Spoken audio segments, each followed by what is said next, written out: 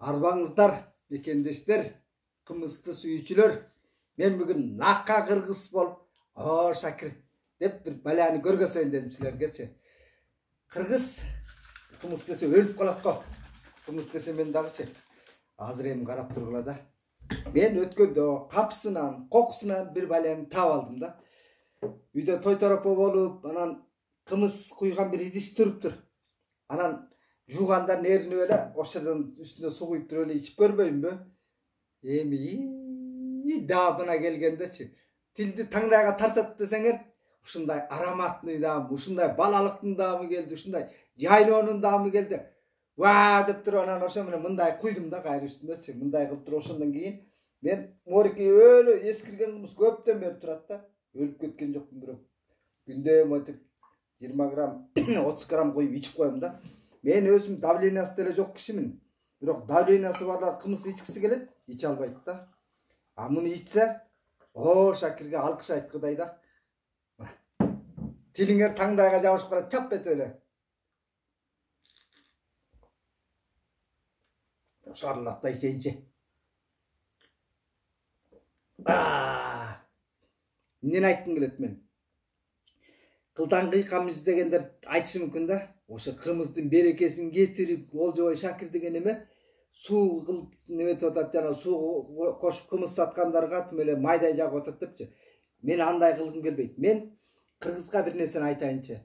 Кээде суусундук таппай карайлап балдарыбыз жанагы порошок менен бир татты-патты кылып ичирип атпайбызбы? Ошондон көрө жанагы капкаяктай химия кошулган суусундуктардан көрө Моореки улуттук тамак аштын статусун көтөрсө болгудай да.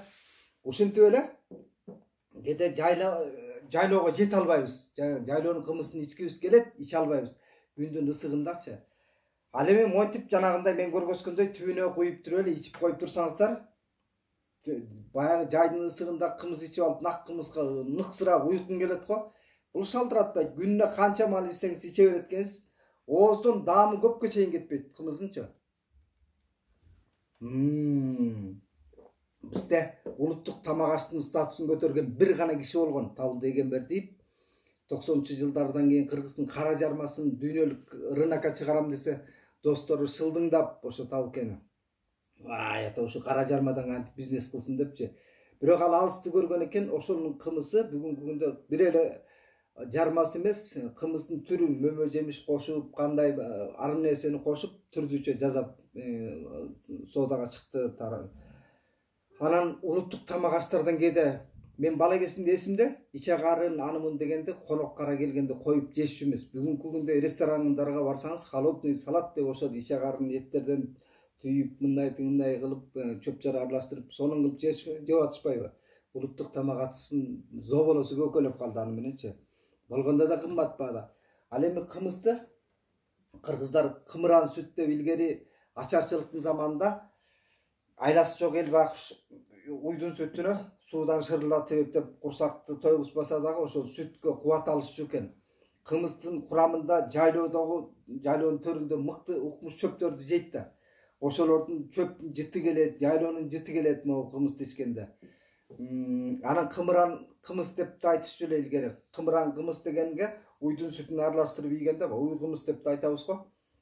Ал эми мынабул кокусунан табылган, менин табылган болду. Эми башкалар деле мен ачылыш жасап атпагандырмын. Башкалар деле мүмкүн ичип жүргөндүр, бирок жайылтышыбыз керек да муну. Кымыз кээде көп учурда кор болуп ичилбей калат. Күндүн ысыгы болот. Анан көпкө туруп калса кайра чочулайбыз ичкенден. Эми ушул рецептти кыргыз коомуна кеңири жайылса дейм. Жөн эле Шакирге алкыш айтасыңар да, ой кымыз ичкендей болдум деп. Албетте накка кымызга жетиш кайда, бирок накка кымызды эрте жазда иче алабыз. Анан күн салкын болуп турса бир иче алабыз да. А бүгүнкү күндөгүдөй могу аптаптуу жайдын ысыгында кымыз ичиш мүмкүн эмес да. Ныксыратып уйкуңду келтирет, иче албайсың. Анан кээде бир оорунун себептен улам иче албашсың мүмкүн. Ошолорго жөн эле сообуз да. Кымызды жайлоого, балалыктын даамы сагынасыңар, жайлоого барып келгендей болосуңар.